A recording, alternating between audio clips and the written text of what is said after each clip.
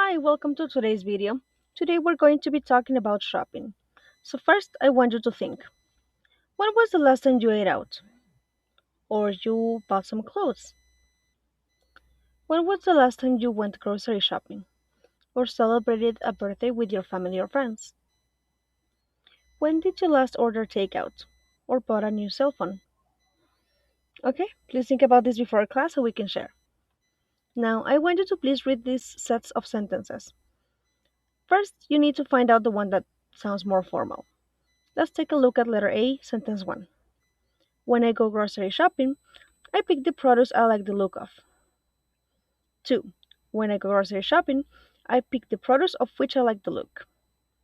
Which one sounds more formal? That's right, sentence number 2. Let's take a look at letter B. Are you the person I should speak to about opening a bank account? Are you the person to whom I should speak about opening a bank account? Once again, sentence number 2, right? Great. Now we need to find prepositions and depositions. If you see, here in letter A, sentence 2, I already circled the preposition of. Where is it? Well, if you notice, it is right before our relative pronoun, in this case, which. Very good. Now let's work in letter B. Again, we already know we're working in sentence number 2. Where is the preposition? That's right, the preposition is to. And again, it is before our relative pronoun, in this case, whom. So if you notice, what I did is change the position of the word of in the first sentence and the word to in the second sentence. And after I changed the position, I needed to include a relative pronoun. Let's take a look at this. Prepositions in relative clauses. There are often prepositions in relative clauses, and a relative pronoun is the object of that preposition.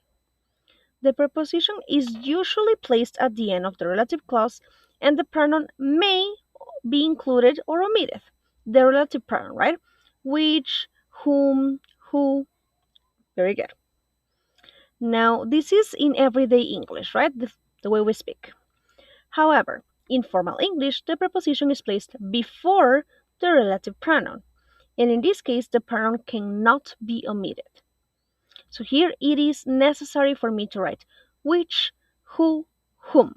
Okay, it is very important that I write it when I change the preposition and I put it in the beginning, not at the end of the sentence.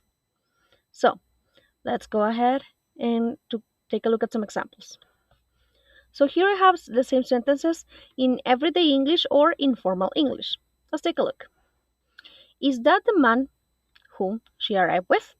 If you see here, my preposition is with, and since it is at the end of the relative clause, it is optional to use who. Let's take a look at formal English. Is that the man with whom she arrived? Since I put with in the beginning of the relative clause, I need to include the relative pronoun whom. Next sentence. Does he know the girl John is talking to? Again, to is at the end. Take a look at the other one. Does he know the girl to whom John is talking? Next one.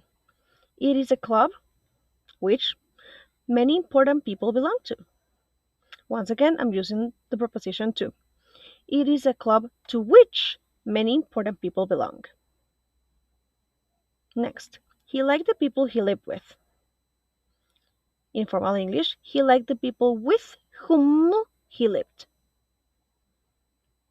It was the river the children preferred to swim in.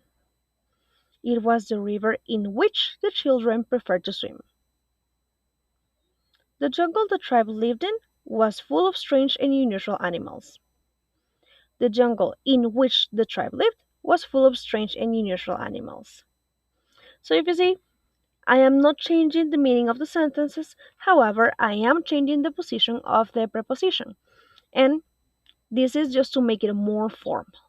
Just remember that if you're going to put the preposition in the beginning, you need to include the relative pronoun. Now let's go ahead and practice. Let's go to workbook page 20, exercise 1. Here, what we need to do is underline the correct version of the clause to complete the text. Let's take a look at the first.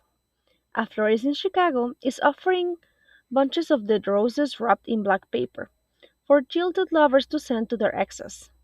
The owner says the inspiration for the idea was her boyfriend, whom she split up with last month. Okay, now let's take a look at the next one. A shoplifter was given a 6-week jail sentence by a court in Nebraska yesterday after he removed a security tag from an item of clothing and tried to walk out of the store with it, so it couldn't be used as evidence. It's not something I am proud of or of I am proud. That's right, I am proud of. Because it, here I don't have a relative pronoun, right? Paul Grazia, 26, said as he left the court. It is the fifth shoplifting offense of which Garcia has been convicted or which Garcia has been convicted. What do you think? Well, we do need to include the preposition, so we're going to choose the first one, of which Gracia has been convicted. Very good. Now pause the video to work on the rest. Okay, great. We're going to continue checking during our class. Now go to student book page 51, please. Exercise 2. Here we need to rewrite the sentences to make them more informal. So here we have the formal versions, we need to make them less formal. Let's take a look at letter A. The grocery store at which I do my shopping is very cheap. So here we can change the position of at, right? Please pause the video. Okay, so let's take a look at letter A. Here we have two options. The grocery store where I do my shopping is very cheap. However, here we're still using a relative pronoun, right? So it is a little bit less formal but not completely informal. Take a look at the other option. The grocery store I do my shopping at is very cheap. And that one is the less formal one. Okay, great job, guys. Please continue working on this. Pause the video, please. Okay, awesome, guys. So we're going to check this during our class, okay? I will see you then.